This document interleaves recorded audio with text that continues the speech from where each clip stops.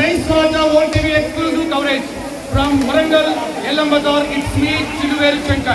ఈ రోజు వరంగల్ ఎల్లం బజార్లో 40 అడుగుల ఎత్తుగల భారీ మట్టి వినాయకుడి నిమజ్జన కార్యక్రమం కన్నుల పండుగగా జరిగింది.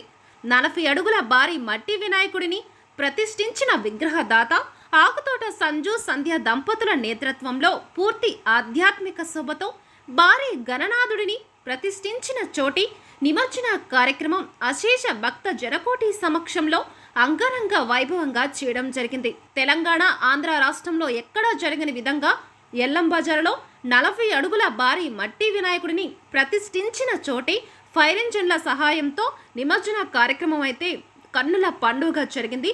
భారీ విగ్రహ నిమజ్జన కార్యక్రమంలో భాగంగా 365 కిలోల భారీ లడ్డు వేలంపాట వేయగా సూరజ్ అనే వ్యాపారి 2,22,000 రూపాయలకు భారీ లడ్డుని వేలంపాటలో దక్కించుకున్నారు. ఆకుతోట సంజు సంధ్య దంపతుల పిల్లల కోరిక మేరకు ఎల్లం బజార్లో 40 అడుగుల భారీ మట్టి వినాయకుడిని ప్రతిష్ఠించారు. వచ్చే ఏడాది మరింత ఘనంగా 45 అడుగుల భారీ మట్టి వినాయకుడిని ప్రతిష్ఠిస్తామని కూడా చెప్పారు. మట్టి గణపతిని పూజిద్దాం, పర్యావరణాన్ని కాపాడదాం అనే ఒక మంచి సందేశాన్ని కూడా ఇవ్వడం అయితే జరిగింది.